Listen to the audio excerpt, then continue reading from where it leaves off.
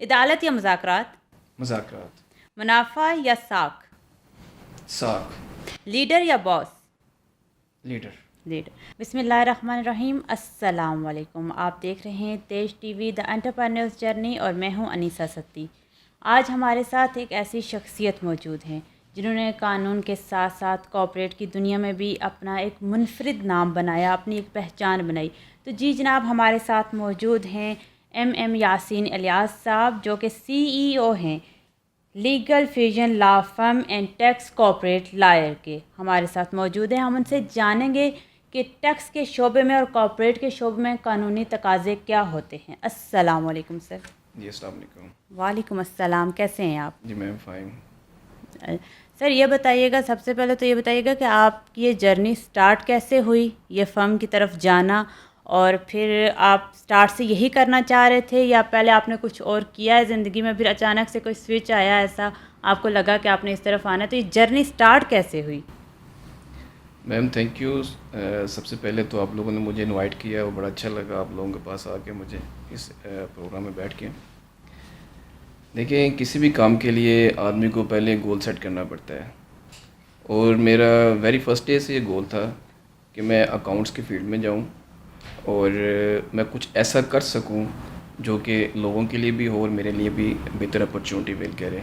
ठीक मेरे हो लिए गया। बेहतर अपॉर्चुनिटी कुछ लर्न करना भी था, खा वो मनी की शक्ल में हो या फिर सीखने की शक्ल में हो। ठीक है। 2009 में मैंने इसको पैशन को स्टार्ट किया और अल्हम्दुलिल्लाह आज मैं आपके सामने एक अच्छी स्टेज पे बैठा हूँ। 2009 में आपने LLB स्टार्ट की थी? 2009 में मैंने MBA किया नमन यूनिवर्सिटी इस्लामाबाद से। ओके। पहले आपने MBA किया और उसके बाद आप LLB की तरफ आ गए आप। तो ये स्विच कैसे हुआ अचानक से? कितना अरसा आपने बिजनेस पॉइंट ऑफ व्यू से देखा उसको, उस फील्ड में रहे आप, कॉर्पोरेट की फील्ड में रहे, फिर अचानक से आपने स्विच किया? क्या ज़रूरत महसूस हुई आपको? अच्छा मैडम, मैं 2009 में मैंने MBA किया तो मुझे ऐसा लगा कि मैं सिर्फ कंसल्टेंट हूँ, मैं कॉर्पोरेट लॉयर नहीं हूँ। ओके। हमें लिटिगेशन के लिए या कोई भी ऐसे केसेस के लिए जो कॉर्पोरेट से रिलेटेड थे, खा वो रेवेन्यू के हो, खा FBR के हो, खा वो SSCP के हो, NPOs के हो, उसके लिए हमें एक लॉयर की ज़रूरत पड़ती थी। और जो हम लोग सीखने के बावजूद वो चीज़ें हासिल नहीं कर पा रहे थे, वो हमसे लॉयर जो है वो हासिल कर रहा था। ठीक हो तो गया। मुझे ये जुनून हुआ है कि मुझे भी इस लॉ करना चाहिए। MBA जो आदमी कर सकता है तो इंशाल्लाह वो लॉ भी कर सकता है। अल्हम्दुलिल्लाह फिर मैंने 2017 में लॉयर्स लॉ की किया। फ़ीस ज़्यादा थी या वो काम आपका प्रॉपर नहीं कर रहे थे कि आपको लगा कि नहीं मैं खुद ये काम भी मैं खुद ही करूँगा? मैम इसमें यह है कि कंसल्टेंट जस्ट डॉक्यूमेंट्स को प्रिपेयर करता है, ठीक हो गया। कंपनीज के हो, खा वो FBR के हो, सो एंड सो। और जब कोई रिगार्ड लेना होता है किसी चीज़ का तो वो लॉयर ले जाता है, ओके। क्योंकि लॉयर ने हमारे ही डॉक्यूमेंट्स को आगे कोर्ट के अंदर पेश करना पेश होता है, करना होता है। ट्रिब्यूनल के अंदर पेश करना होता है।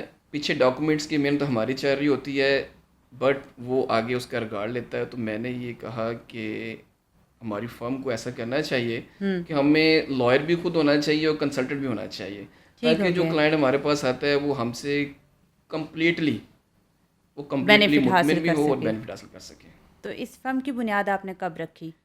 ये LLB के 2000 पीछे मकसद ये फ़र्म में था या आपने प्रैक्टिस भी की और बाद में उस ड्यूरेशन में आपको रियलाइज़ हुआ कि आपने इसकी बुनियाद भी रखनी है? ये सारी सिचुएशन एकदम से कैसे क्रिएट हुई एक कंसल्टेंट से? मैम आपके मैं क्वेश्चन से एक क्वेश्चन मुझे इसमें ऐड करूँगा हम्म। कि एज ए कॉर्पोरेट लॉयर, ठीक है। टैक्स एंड कॉर्पोरेट लॉयर, मैं हर उस शख्स को ये कहना चाहता हूँ कि जो बिज़नेस पहले स्टार्ट करते हैं लेकिन अपनी जो रजिस्ट्रेशन है वो बाद में करते हैं, ये बेटर ओके। नहीं है। ये बेटर नहीं है। बेटर नहीं है, पहले उन्हें रजिस्ट्रेशन चाहिए कि करवाएं। पहले वो अपनी रजिस्ट्रेशन करें, रजिस्ट्रेशन के बाद वो अपने बिज़नेस को आगे स्टार्ट करें।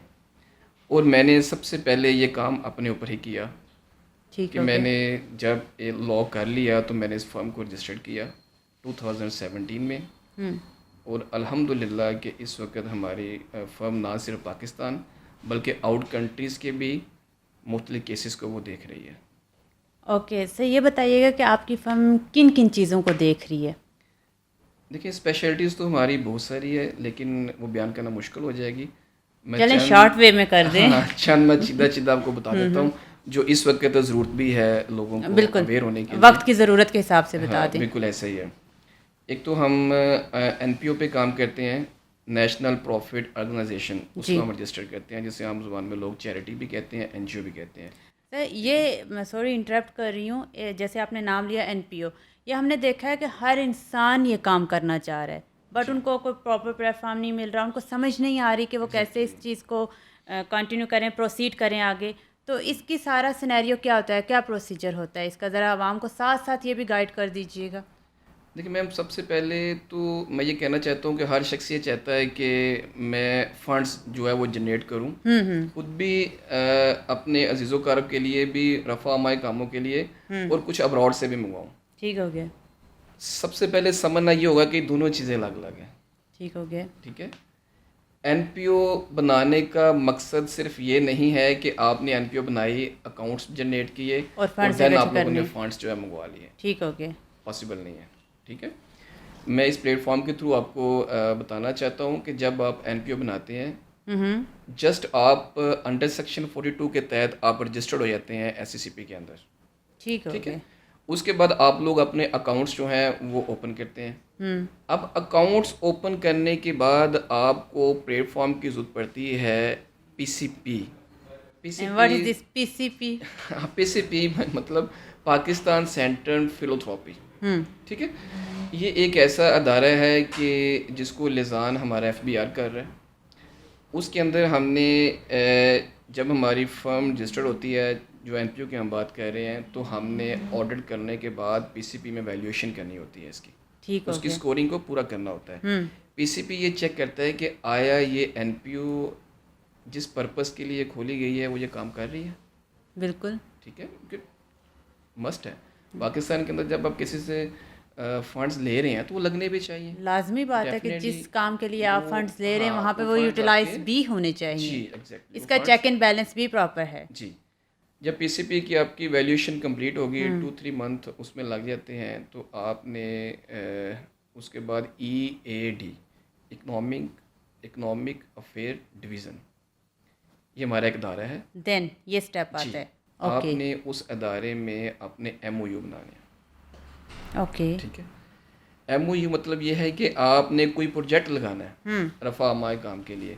ठीक हो गया। उस प्रोजेक्ट को आपने फंड्स जनरेट करने हैं अब्रॉड से फंड जनरेट करने के लिए पहले आपको ईएडी में जाना पड़ेगा, एमओयू ठीक वहाँ हो देना गया। पड़ेगा आपको कि हम ये काम करना चाह रहे हैं और इस तरीके से हम लोग फंड पार करेंगे, ठीक तो है? जितने भी लोग एनपीओ लेने के या बनाने के ख्वाहिशमंद हैं उन्हें सारे प्रोसीजर से गुजरना हाँ, है, आफ्टर एग्जैक्टली। दैट वो ये काम कर सकते हैं। जो एकदम से आपके पास आते हैं और रिक्वायरमेंट अपनी बता देते हैं कि ये हमारी रिक्वायरमेंट है, ये हमने करना है। आज का क्लाइंट जो है ना, वो कहता है कि जी जो भी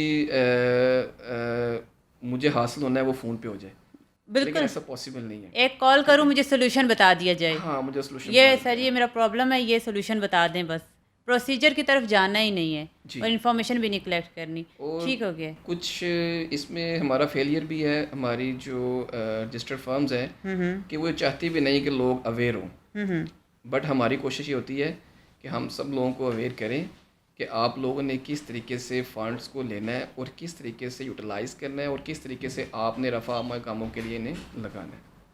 सर आप क्या समझते हैं कि जब आप एक बिज़नेस स्टार्ट करते हैं, एक कारोबार स्टार्ट करते हैं, तो जितनी उसमें माली अहमियत होती है, इतनी कानूनी अहमियत भी होती है, कानूनी मशावरत भी बहुत ज़रूरी है अपने बिज़नेस के हवाले से, या ये एक साइड लाइन काम आता है कि अगर बिज़नेस उससे रिलेट कर रहा है तो आप मशावरत ले लें, अगर नहीं करता तो ज़रूरी नहीं है, या कोई भी बिज़नेस स्टार्ट करने से पहले हमें एक ये पॉइंट लाजमी देख लेना चाहिए? मैम, इसमें मैं बड़ा शॉर्ट सा कहूँगा कि मैं अक्सर अपने क्लाइंट्स को कहता हूँ कि आपका जो भी कंपनी है, जो बिजनेस, जो भी आपका बिजनेस है, वो यूँ समझिए कि आप कोई उसमें कुछ लोगों की कोशिश ये होती है कि हम लोग क्या वक्त का ज़िया कर रहे हैं, बिजनेस से पैसा कमाने के बाद हम लोग जाएं लॉ की तरफ, रजिस्ट्रेशन की तरफ। रजिस्ट्रेशन की तरफ। मैं उन लोगों को ये कहना चाहता हूँ कि ये फेलियर है। ठीक हो ये गया। फेलियर किस चीज़ का फेलियर है? लोग सोचते हैं कि ये इन्वेस्टमेंट नहीं है। मैं कहता हूँ कि लॉ इन्वेस्टमेंट है, आपकी जब स्टार्टिंग में डॉक्यूमेंट्स की प्रिपरेशन इस तरीके से हुई होगी कि वो आपको समझ भी आ रहे हैं, हम्म। आपका चेक एंड बैलेंस भी है। जैसे एग्जांपल कोड करता हूँ मैं एससीसीपी का। एससीसीपी के मेमोरेंडम ऑफ एसोसिएशन जब तक आपका कंप्लीट नहीं है, हम्म। जब तक आप उन चीज़ों को फुलफ़िल नहीं करते तो आप लिटिगेशन में जाएंगे। ये ठीक लैक है। ऑफ एजुकेशन है या कोई और बात है जो इस तरफ आने से उन्हें रोकती है, या कोई टैक्स के बारे में उन्हें ऐसे मिसगाइडेंस मिल जाती है? क्या प्रॉब्लम ऐसी फेस करनी पड़ती है? क्योंकि आपके पास तो क्लाइंट्स आते होंगे, वो आपको डिफरेंट प्रॉब्लम से डिफरेंट वजूहात बताते होंगे कि किस वजह से उन्होंने स्टेप लिया, कि पहले एक बिजनेस स्टेब्लिश कर लिया, देन वो रजिस्ट्रेशन की तरफ आए। तो क्या उनकी मैंटेलिटी क्या देखते हैं आप मोस्टली? हमारा जो क्लाइंट है ना आज का, वो आप यूँ समझ लें कि मासूम है। अच्छा, क्लाइंट मासूम है काफ़ी। क्लाइंट मासूम है। वो मासूम इसलिए कि अगर उसे कहा जाए ना कि जी आप ये काम करना चाह रहे हैं, आप मेरे पास आएँ, मैं हम्म। आपको कुछ चीज़ें देता हूँ, आप फुलफ़िल करें और उसके बाद देन आप अपने वर्क की तरफ जाएँ। हम्म। वो सबसे पहला क्वेश्चन करता है, सर इसमें फ़ीस क्या होगी? हम्म। सर इसमें फीस क्या फ़ीस हो? क्या होगी? हम उन्हें कहते हैं कि जी बावर कराते हैं कि जी आप एक दफ़ा आएँ, हम्म। ऑफ़िस में आएँ, जो फ़ीसेस आप लोगों की गवर्नमेंट ने एक तय कर दी हुई है, उन फ़ीसेस के अलावा आपने एक माकूल सी कंस्टेंसी फ़ीस देनी होती है। वो फ़ीस तो हम कम कर सकते हैं, वो हम कर भी देंगे। करते हैं ठीक है। वैसे मोस्टली। करते भी हैं और नहीं भी करते। अगर देखा ठीक जाए हो तो गया। भी जैसे आपने एक बड़ा अच्छा पहले लोगों को मोटिवेट करने के लिए एनपीओ के बारे में पूछा, हम्म। उसके बारे में मैंने तफसीलन काफ़ी बताया। उसमें काफ़ी टाइम लग जाता है। आप देख लें 6 से 7 मंथ जो है हमारा वर्क है उसके अंदर। हम्म। एनपीओ से लेके रजिस्ट्रेशन से लेके उसकी पीसीपी, उसको फिर ईएडी के अंदर रजिस्टर करना और उस शरी एडवाइजरी सर्टिफिकेशन करना हम्म। उसकी, ये 6 से 7 मंथ है। अभी 6 से 7 मंथ के अंदर आपकी एनर्जी वेस्ट हो रही है। हम्म। उस एनर्जी के लिए आपको पूरा स्टाफ साल लगाना पड़ता है। तो वो फिर कुछ फीसेस जो होती हैं जिधर तक तो हमें समझ आती है हम कर सकते हैं, हम करते भी हैं और करनी भी चाहिए। बिल्कुल सही हो गया। सर ये बताइएगा कि कॉर्पोरेट के सेक्टर में मोस्टली किस टाइप के केस देखने को मिलते हैं आपको? क्या उनके बेसिक्स होते हैं जो आप कहते हैं मेजॉरिटी यही केस है, यही प्रॉब्लम ज़्यादा यहाँ पे आ रही है कॉर्पोरेट सेक्टर में? तो मेजॉरिटी क्या केस होते हैं वो? मैडम, ये डिपेंड करता है कि आप बिजनेस क्या कर रहे हैं। हम्म। देखिए कोई भी एक, बिजनेस हो, हाँ, तो मेजॉरिटी किस लेवल का केस आता है? दो बिजनेस पार्टनर्स के बीच बीच होगा, या उनका कोई ऐसा कानूनी खला रह गया होगा? किस टाइप का केस है? आवाम को ये समझ आ जाएगी कि हमने इस पॉइंट पे ज़्यादा वर्क करना है। हमारा जो बिजनेस है वो स्टार्ट होता है एससीसीपी से। हम्म। ठीक है। और एससीसीपी के लिसान डिपार्टमेंट जो है वो एफबीआर है। ठीक है। एफबीआर को हम एससीसीपी से लग नहीं कर सकते और एससीसीपी एफबीआर को लग नहीं कर सकती। ठीक हो ठीक गया। है। हमारी बहुत सारी कंप्लाइंस ऐसी हैं कि जो एससीसीपी से रिलेटेड हैं, अगर हम उसे फुलफ़िल नहीं करते तो उसमें ऑब्जेक्शंस आते हैं या फिर मेमोरेंडम्स हमें रिवाइज करना पड़ते हैं। एक आदमी एक बिज़नेस के अंदर पार्टनर है, ठीक हो बट गया। वो ख़ुद को उसमें आउट करना चाहता है, हम्म। तो उसके लिए फिर एक प्रॉपर फोरम है जो हमें अडॉप्ट करना पड़ता है एससीसीपी का। ठीक है। उन फॉर्म्स को रिवाइज करने के लिए। ठीक है। कुछ लिटिगेशन केस ऐसे आते हैं कि जिसमें कंपनीज के जो स्टेक होल्डर्स हैं उनके फंड्स का इशू आता है। ठीक हो गया। उसके लिए हमें फिर कोर्ट का दरवाज़ा खड़काना पड़ता है। ठीक है। कुछ ठीक। ऐसा होता है कि डेथ कैजुअल्टीज़ हो जाती हैं। हम्म। डेथ कैजुअल्टीज़ की शक्ल में जितने भी स्टेक होल्डर उसके अंदर होते हैं उनके अपने अपने शेयर्स होते हैं जो डिस्ट्रीब्यूट हुए होते हैं उनके अंदर। ठीक है। ठीक हो गया। उन डिस्ट्रीब्यूट शेयर्स को हम लोगों ने फिर जो जिस जिसके को शेयर्स के शेयर बनते हैं उनके अंदर हमने उसकी पार्टीशंस वगैरह करवानी होती है। हम्म। इसमें काफ़ी ज़्यादा एक लंबी बहस है, तो हम आपको भी ये टाइम कॉर्पोरेट बचाएंगे। के साथ साथ एलएलबी की डिग्री लेना और इन चीज़ों को भी खुद देखना, तो एक प्रॉपर जो सबसे ह्यूज बेनिफिट आपको मिला हो, कि आपको लगा हो कि ये आपका एक बिल्कुल ठीक फैसला था, ये बेनिफिट इस डिग्री के बिना या खुद ये काम किए बिना मैं नहीं हासिल कर सकता था, मैं इस अचीवमेंट तक नहीं पहुंच सकता था अगर मैं खुद ये काम ना कर रहा होता, मैं किसी और वकील से करवा रहा होता, फिर उसकी फ़ीस भी होनी थी, फिर काफ़ी मसाइल भी होने थे। तो ये कौन सी अचीवमेंट थी? मैम, आपने बहुत अच्छा क्वेश्चन किया है। इसमें मैं एक चीज़ कहना चाहूँगा हर अपने उस दोस्त के लिए, क्योंकि बहुत से मेरे एसोसिएट हैं जिन्होंने मुझसे टैक्स सीखा, हम्म। मुझसे कॉर्पोरेट भी सीखा। तो उन्हें मैं पहले भी ये रिक्वेस्ट करता हूँ कि आप लॉ में आए। ठीक है। जब मैं उन्हें ये क्वेश्चन करता हूँ कि आप लोग लॉ में क्यों नहीं आ रहे, काम तो आप वही कर रहे हैं, हम्म। थोड़ा सा इसमें समझने की बात है। जो शख्स सिर्फ कंसल्टेंट है उसके साथ कंसल्टेंट लिखा होता है, ठीक हो गया। ठीक है। जो शख्स एलएलबी कर सकता है, कर लेता है, उसके साथ एज ए लॉयर लिखा होता लॉयर है, लिखा होता है, बिल्कुल। ठीक है। हमारी जो अवाम है उसके ज़हन में एक ही बात है कि वकील सिर्फ वही होता है जो अदालतों के अंदर होता है। ऐसा बिल्कुल। नहीं है। जिरा कर रहा होता है, हाँ, केस लड़ रहा जो होता केस है, लड़ रहा होता वो है, वकील ऐसा है। नहीं है। हम्म। मेरे जूनियर्स बहुत से ऐसे हैं जिन्होंने लॉ नहीं किया और जिन्होंने लॉ किया है, ठीक हो ठीक गया। है। वो कोर्ट्स में नहीं जाते, हम्म। बट हमारी फर्म जाती है, वही केसेस वो हमारी फर्म को देते हैं। उन्हें क्या एज मिलता है उन चीज़ों से? उन्हें एज ये मिलता है कि हम लोग जस्ट यही देख रहे होते हैं कि ये हमारे एसोसिएट हैं, इन्होंने लॉ नहीं भी किया लेकिन हम फैसिलिटेट ऐसे ही करेंगे जैसे ये खुद लॉयर हैं। तो अगर वो खुद लॉ कर लें तो उन्हें हमारी फर्म को फीस पे ना करना पड़े, देखें, पॉइंट तो फिर वही आ गया ना, फीस ठीक वाला। है। मैं स्टार्ट से उन्हें लेके चल रही हूँ कि उन्हें फीस सबसे बड़ा मसला था यहाँ पे। हाँ, उन्हें हमारी फर्म को हम्म। फीस जो है वो ह्यूज, पे ना करनी पड़े, ह्यूज जैसे फीस। अब आपको किसी को पे नहीं करनी पड़ रही जी है, अल्हम्दुलिल्लाह तो हमारी फर्म बाकियों जो को है भी ना। और सबसे बड़ी अचीवमेंट यही यही आपको है। अपनी फील हुई। जी ठीक हो गया। फिल वक्त आप लोग कितनी कंपनीज रजिस्टर कर चुके हैं?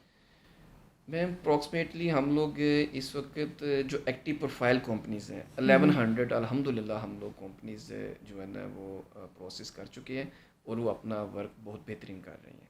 अच्छा, कुछ ये बताइएगा कि अपनी इस फर्म के साथ साथ आप केस वगैरह भी ले रहे हैं जी प्रॉपर लाइसेंस के साथ? आप जी अदालत में जा, देखें वकील तो फिर वही बात है, आम आवाम, मैं भी आम आवाम हूँ, हम उसी को समझते हैं जो अदालत में जा रहा है। जी तो बताइएगा, आप जा रहे हैं अदालत में, केस ले रहे हैं, जी किस टाइप के केस इस वक्त आपके पास मैं मौजूद हैं? अल्हम्दुलिल्लाह इस वक्त क्रिमिनल और सिविल केसेस भी कर रहा हूँ, ठीक ओके। है। हमारा प्रॉपर एक चैम्बर है जिधर मेरे सर राजा फ़हीम अहमद मुनहास साहब होते हैं, हम्म। उनके साथ हम उनकी सपोर्ट के साथ क्रिमिनल सिविल केसेस को भी देखते हैं। हम्म। सिर्फ इसलिए कि वकील सिर्फ कॉर्पोरेट का ना रह जाए, क्रिमिनल सिविल का भी हो। अमूमन हमारे लोग जब उसे कहा जाए ना, मैं आपको यहाँ पे एक बात कोट करता हूँ। हम्म। मेरे कुछ अजीज़ मेरे साथ बैठे हुए थे, हम्म। तो उनके पास एक गेस्ट आ गया। ठीक हो गया। वो कहने लगे कि सर आप क्या करते हैं? मैंने कहा जी मैं कॉर्पोरेट का लॉयर हूँ, ठीक है। उसने कहा इसका मतलब है कि आप वकील तो ना हुए? बिल्कुल। इसका मतलब आप वकील तो अगर ना आप किसी हुए, को सजा नहीं दिलवा रहे, किसी फांसी तक कोई नहीं जा रहा, तो आप तो वकील तो ना हुए। आप वकील ना हुए।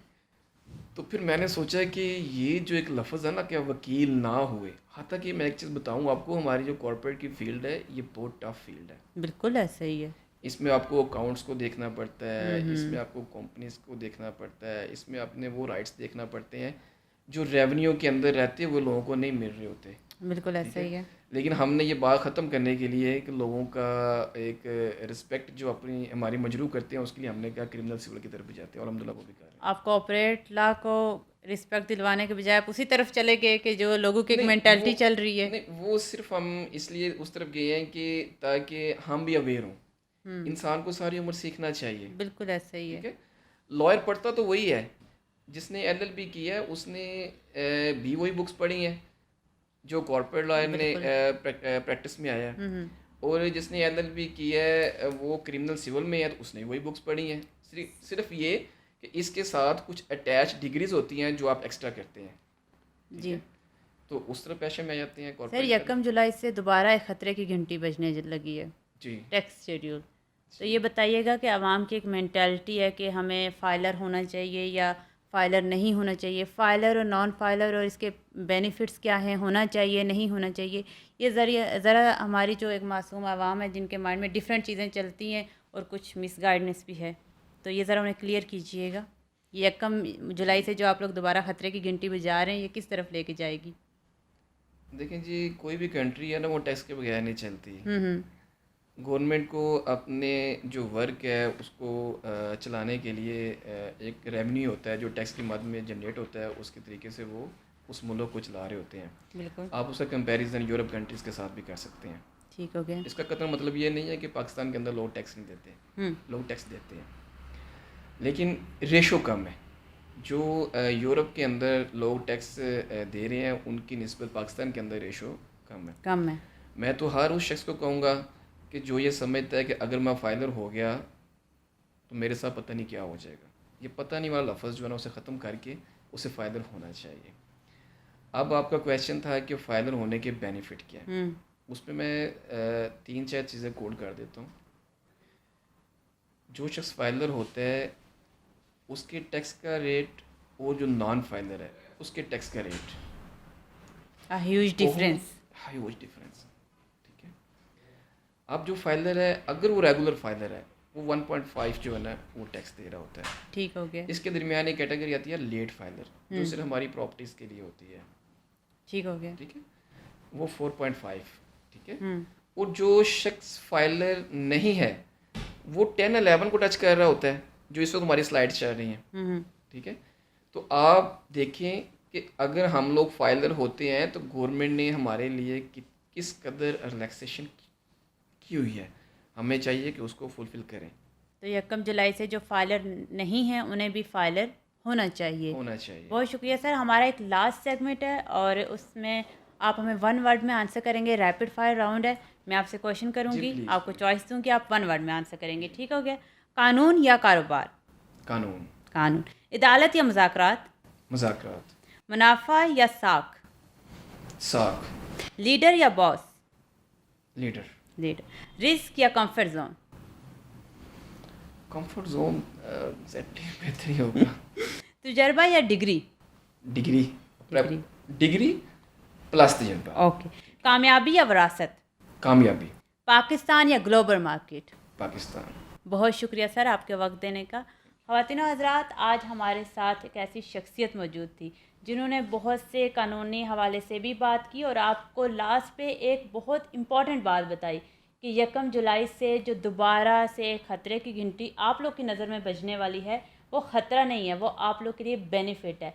तो लिहाजा जो लोग अभी तक फाइलर नहीं हुए वो लाजमी ख़ुद को रजिस्टर करवाएं और फाइलर हो जाएं। इसी के साथ ही मुझे इजाज़त दीजिए। अल्लाह निगहबान।